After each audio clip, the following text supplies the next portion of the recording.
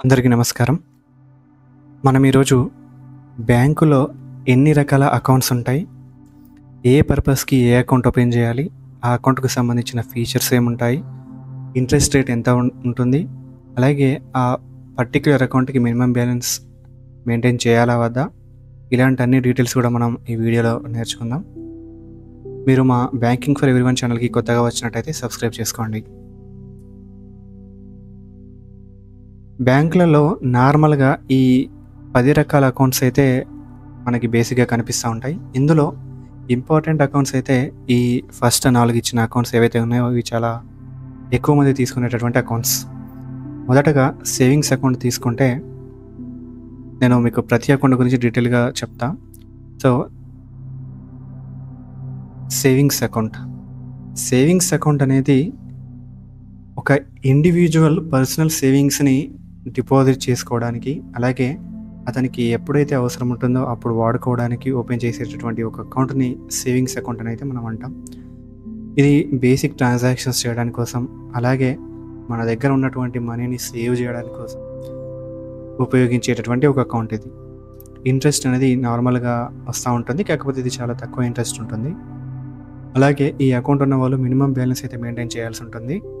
ఇది బెస్ట్ ఎవరికంటే ఇండివిజువల్స్ కోసం, ఎవరైతే వాళ్ళ మనీని సేవ్ చేద్దాం అనుకుంటున్నారో వాళ్ళకి ఇది బెస్ట్ అకౌంట్ అన్నమాట. అలాగే ఈ అకౌంట్ ఓపెన్ చేయడానికి మనకి ఏమేమి డాక్యుమెంట్స్ కావాలో ఒకసారి చూద్దాం. ఫస్ట్ ప్రూఫ్ ఆఫ్ ఐడెంటిటీ, అంటే మన ఐడెంటిటీకి సంబంధించినటువంటి డాక్యుమెంట్స్ అయితే అవసరమవుతాయి. అవి ఏంటంటే అఫీషియల్ వ్యాలిడ్ డాక్యుమెంట్స్ అని అంటాం. అందులో మొదటగా Aadhaar card, passport, voter ID, driving licence, NREGA card, letter from national population register. So ఈ ఏవైతే ఉన్నాయో ఇందులో నుంచి మనం ఏదైనా ఒక కార్డు మనం చూపించాల్సి ఉంటుంది. పాన్ కార్డ్ అనేది అఫీషియల్లీ వ్యాలిడ్ డాక్యుమెంట్ అయితే కాదు, బట్ మనం అకౌంట్ ఓపెన్ చేయాలంటే ఇన్కమ్ ట్యాక్స్ రూల్స్ ప్రకారం పాన్ కార్డు కూడా ఇవ్వాల్సి ఉంటుంది. నెక్స్ట్ ప్రూఫ్ ఆఫ్ అడ్రస్ తీసుకుంటే ఇందులో ఏదో ఒకటి సబ్మిట్ చేయాల్సి ఉంటుంది.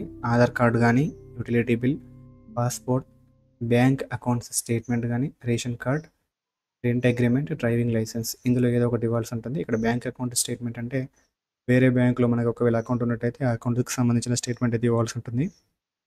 అలాగే పాస్పోర్ట్ సైజ్ ఫోటోగ్రాఫ్స్ కూడా మనం అప్లికేషన్కి జత చేసి ఇవ్వాల్సి ఉంటుంది. అకౌంట్ ఓపెనింగ్ ఫామ్ని ఫిల్ చేయాలి.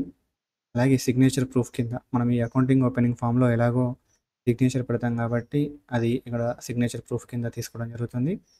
ఒకవేళ మైనర్స్ లేదా స్టూడెంట్స్ సీనియర్ సిటిజన్స్ అయి ఉంటే కనుక అడిషనల్గా బర్త్ సర్టిఫికేట్ కానీ, ఒకవేళ మైనర్స్ అయితే స్కూల్ ఐడి, ఒకవేళ స్టూడెంట్స్ అయి ఉంటే, అలాగే గార్డియన్స్ డాక్యుమెంట్స్ సబ్మిట్ చేయాల్సి ఉంటుంది.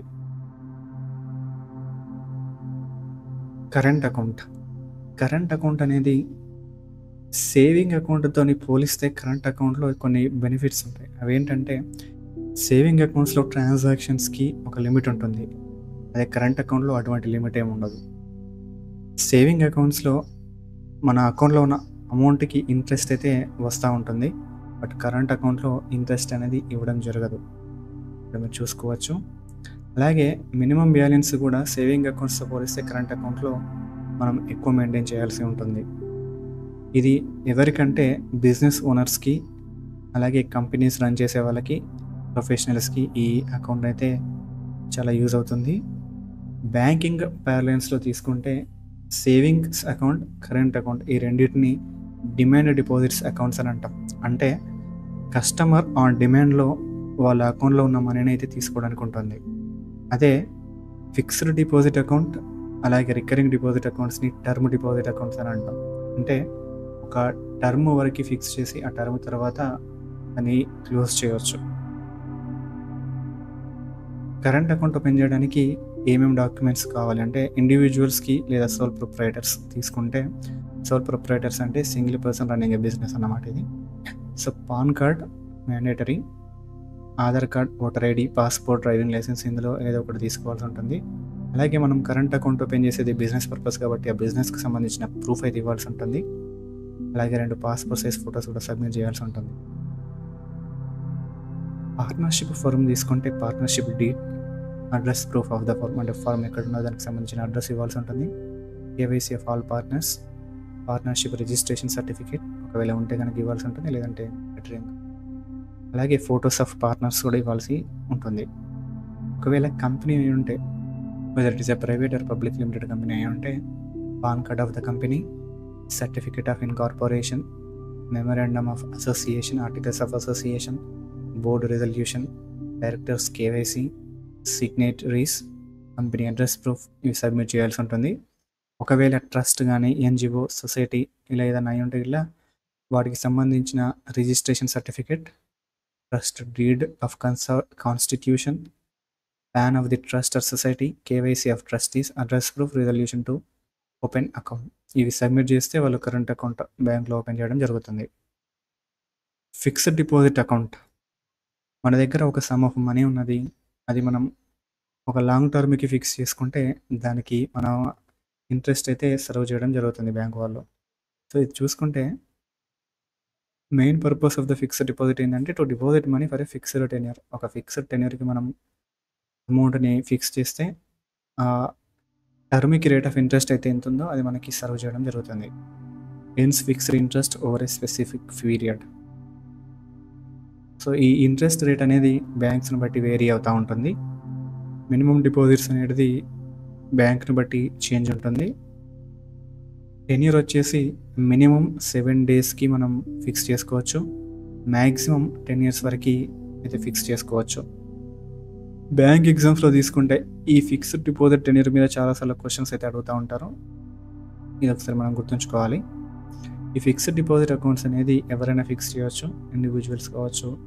ఇది ఫిక్స్ చేయాలంటే మనకి సేవింగ్ అకౌంట్ ఉండాలి, అది దృష్టిలో పెట్టుకోవాలి. రికరింగ్ డిపాజిట్ అకౌంట్ అంటే మన దగ్గర ఒక ఎవ్రీ మంత్ మనకి కొంచెం అమౌంట్ వస్తూ ఉన్నది. ఆ ఎవ్రీ మంత్ వచ్చే అమౌంట్ని మనం ప్రతి నెల బ్యాంకులో కొద్దిగా అమౌంట్ని జమ చేసుకుంటూ వెళ్తే ఒక టర్మ్ తర్వాత మనకి ఇంట్రెస్ట్తో సహా మనం తీసుకోవడానికి ఉంటుంది. సో ఆ అకౌంట్ని మనం రికరింగ్ డిపాజిట్ అకౌంట్ అని అయితే అంటాం. అయితే ఇందులో మనం చూసుకున్నట్టయితే ఫిక్స్డ్ రేట్ ఆఫ్ ఇంట్రెస్ట్ ఉంటుంది, సేమ్ లైక్ ఎఫ్డి. కాకపోతే ఇక్కడ ఫిక్స్డ్ డిపాజిట్లో అయితే ఒకటేసారి మనం అమౌంట్ పే చేయాల్సి ఉంటుంది. రికరింగ్ డిపాజిట్లో రికరింగ్ అంటేనే మనం ఎవ్రీ మంత్ చేసేటటువంటి ఒక డిపాజిట్ అన్నమాట. ఇది బెస్ట్ ఫర్ ఇండివిజువల్స్ ఎవరైతే డిసిప్లిన్డ్ మేనర్లో ఇన్వెస్ట్ చేద్దాం అనుకుంటారో, అంటే బ్యాంక్లో జమ చేద్దాం అనుకుంటారో వాళ్ళకి ఇది బెస్ట్ అన్నమాట. నెక్స్ట్ తీసుకుంటే ఎన్ఆర్ఐ అకౌంట్స్. ఎన్ఆర్ఐ అకౌంట్స్ అంటే ఎన్ఆర్ఐ అంటే ఎవరంటే ఎవరైతే ఇండియన్ సిటిజన్స్ వాళ్ళ వర్క్ కోసం ఫారెన్ వెళ్తారో మనం వాళ్ళనైతే ఎన్ఆర్ఐస్ అంటాం. ఐదర్ ఎంప్లాయ్మెంట్ కోసం కావచ్చు, లేదా బిజినెస్ కోసం కావచ్చు, వేరే అదర్ రీజన్స్ వల్ల వేరే కంట్రీలో పోయి స్థిరపడతారో వాళ్ళనైతే మనం ఎన్ఆర్ఐ అంటాం. ఇన్కమ్ ట్యాక్స్ యాక్ట్ ప్రకారం తీసుకుంటే ఎవరైతే ఇండియన్ 182 days కానీ అంతకంటే ఎక్కువ రోజులు కానీ ఇండియాలో ఉండరో, అంటే ఫారిన్ కంట్రీస్లో ఉంటారో ఒక ఫైనాన్షియల్ ఇయర్లో, వాళ్ళని మనం ఎన్ఆర్ఐ అని అంటాం. లేదా ఎవరైతే ఇండియన్ ఒక ఫైనాన్షియల్ ఇయర్లో 60 రోజుల కంటే తక్కువ ఇండియాలో ఉండి లాస్ట్ 4 సంవత్సరాలలో 365 రోజుల కంటే తక్కువ ఇండియాలో స్టే చేస్తారో ఒక ఫైనాన్షియల్ ఇయర్ మొత్తంలో, వాళ్ళని మనం ఎన్ఆర్ఐ అని అంటాం అన్నమాట. సో ఈ ఎన్ఆర్ఐని తీసుకుంటే ఇక్కడ ఎన్ఆర్ఐస్ కోసం 2 రకాల అకౌంట్లు అయితే బ్యాంక్స్ ఆఫర్ చేస్తాయి. ఒకటి non resident external account, non resident ordinary account. ఈ రెండిట్లలో కూడా ఇంట్రెస్ట్ అనేది వస్తుంది. వీటి మధ్య డిఫరెన్స్ ఏంటంటే నాన్ రెసిడెంట్ ఎక్స్టర్నల్ అకౌంట్, ఇక్కడ పేరులోనే ఉంది external. For example India person Dubai కానీ అమెరికా కానీ వెళ్ళాడు, అతను అక్కడ శాలరీనో బిజినెస్ ఏదో చేస్తూ అతనికి కొంచెం ఎర్నింగ్స్ అయితే ఉన్నాయి. ఆ ఎర్నింగ్స్ని అకౌంట్లో జమ చేసుకోవడానికి కోసం నాన్ రెసిడెంట్ ఎక్స్టర్నల్ అకౌంట్ అయితే ఓపెన్ చేయాల్సి ఉంటుంది వాళ్ళు.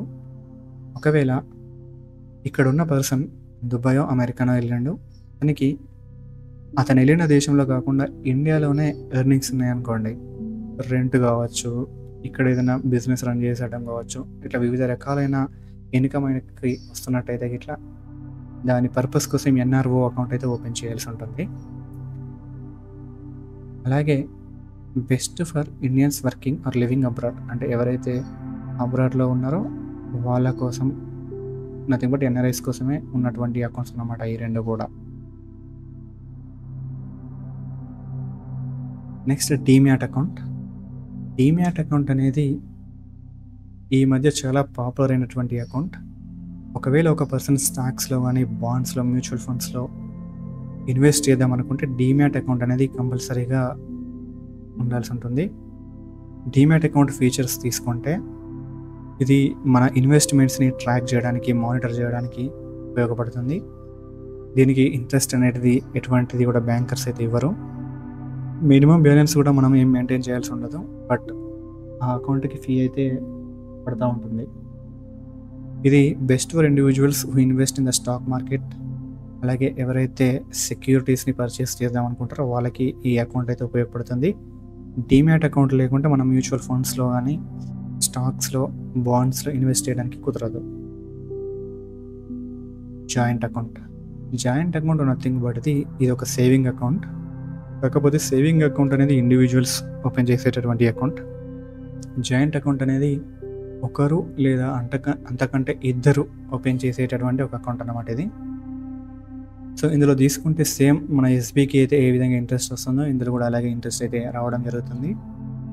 ఇది బెస్ట్ ఫర్ ఎవరైతే కపుల్స్ ఉంటారో వాళ్ళకి కానీ, బిజినెస్ పార్ట్నర్స్కి ఆర్ ఇండివిజువల్స్కి కానీ ఉపయోగపడుతుంది. Student account. ఇది కూడా ఒక రకమైనటువంటి సేవింగ్ బ్యాంక్ అకౌంటే. ఇది స్పెషల్గా స్టూడెంట్స్ కోసమే డిజైన్ చేసినటువంటి అకౌంట్ ఇది. దీని ఫీచర్స్ తీసుకుంటే ఇందులో కొన్ని బ్యాంక్స్ అయితే మినిమం బ్యాలెన్స్ కూడా ఏం అడగట్లేదు. కొన్ని బ్యాంక్స్ జస్ట్ లో మినిమం బ్యాలెన్స్‌తోనే ఈ అకౌంట్స్‌ని అయితే ఓపెన్ చేయడం జరుగుతుంది. ఇంట్రెస్ట్ కూడా బ్యాంక్స్‌ని బట్టి డిఫరెంట్‌గా ఉంటాయి. ఇది స్టూడెంట్స్‌కి అయితే బెస్ట్ అన్నమాట ఈ అకౌంట్. దీని గురించి పెద్దగా తెలుసుకోవాల్సింది కూడా మనకి ఏమీ ఉండదు.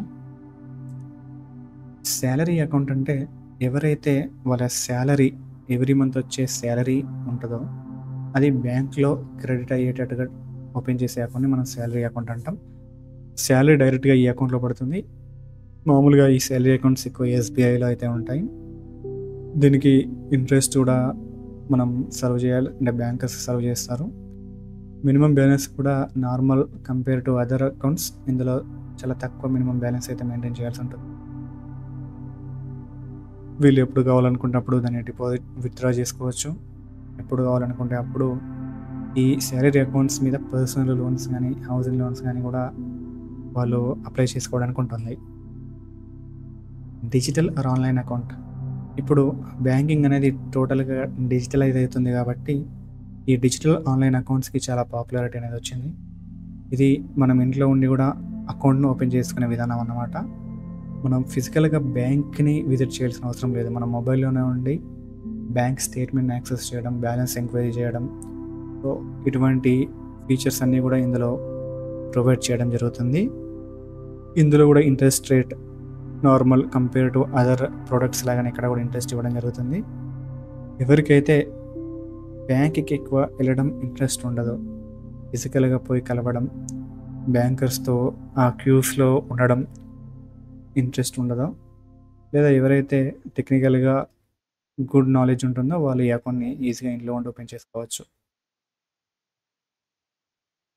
మీకు ఈ వీడియో నచ్చినట్టయితే లైక్ చేయండి, షేర్ చేయండి, సబ్స్క్రైబ్ చేసుకోండి. Thanks for watching.